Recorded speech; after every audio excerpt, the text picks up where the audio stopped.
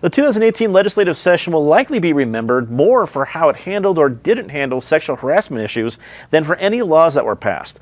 Former state legislator Steve Lebsock became the first legislator to be expelled by his peers in over a century, and several other lawmakers were subject of sexual harassment complaints.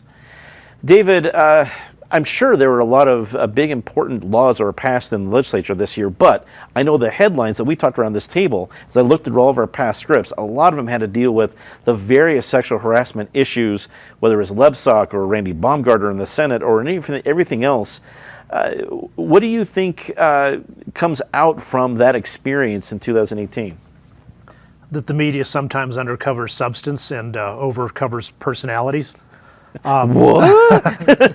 But Lebsock is an example of how sometimes what an accused person does to try to defend himself or herself can make things worse. You know, it takes a supermajority to expel a representative.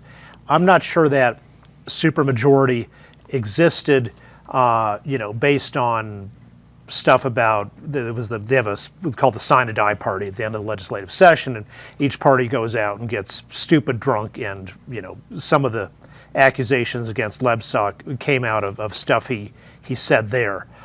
I'm not sure that would have risen to the level of expulsion, but for the letter he wrote in his own defense, and then with a strong pushback against his accuser. And that seemed to, for a lot of people, turn them off. And there were some people on the floor of the House on the expulsion day vote who said, look, you don't have to make any decision about what happened at this party you weren't at. Just look at the letter that he sent you. So I think in that sense, it undid him. Eric, how do you think this is going to impact us move forward? Because there was a lot in 2018 that was about, it wasn't just Lebsock, it was a lot of different people. Absolutely. I think as we will look back in years future on the 2018 session, it's like you look back on the Clinton presidency, what's the number one thing you think of? It's the scandal. I think you will look back on 2018 legislature rising to David's challenge. Let's talk about personality, not substance. It will be about sexual harassment, or will be about Me Too and everything attendant to that. I think the most important, we've commented before, the most important person around the Capitol last year was not John Hickenlooper or 100 legislators. It was Benta Birkeland, reporter then at she was at KUNC. She's now at Colorado Public Radio. You were always waiting for what new story Benta was going to break on who was, literally getting caught with their pants down. I'm to Joey's point about looking forward instead of backwards. Two thoughts. Now that the Democrats run the state Senate, do they have a different attitude about Randy Baumgartner than the Republican majority under President Kevin Grantham did? Baumgartner has 2 more years, I believe, before he is term limited. Does he continue to skate, or do the Democrats try to hold him to account? And I think the other big issue going forward, without regard to this particular sexual harassment piece, is just between Jared Polis and big Democratic majorities in both houses, who's going to pump the brake pedal? Or is there a brake pedal?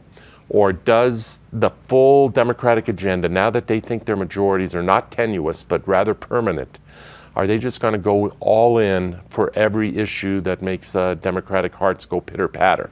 I don't know who has the brake pedal. We'll see if the new governor does.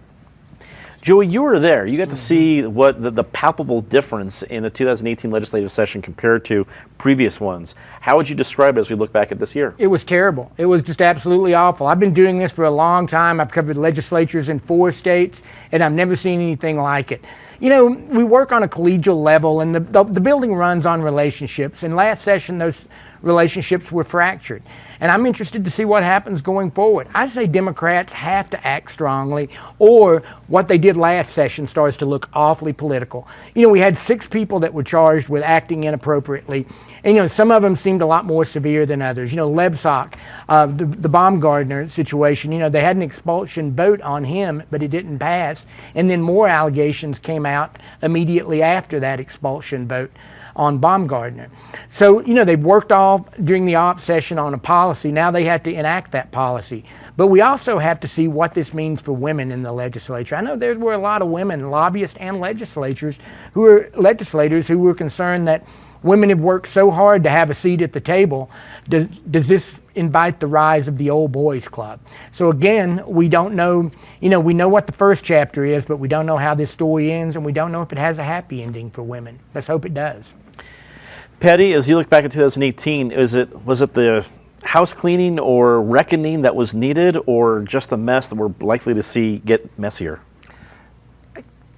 To use the old saying, you don't make an omelet without breaking some eggs, and that's what happened. It wasn't pretty, it was a big mess, but for anyone who doesn't think that the Old Boys Club has been alive and well for decades in Colorado, and that it's not just a matter of personality, but a severe policy problem, you just haven't been paying attention. So let's hope now that everyone knows you really should behave yourselves wherever you are, whether it's business or politics or on the streets of Denver. Let's hope everyone has figured out how to behave. It shouldn't be that hard, and we can go on and get around to the real other issues out there.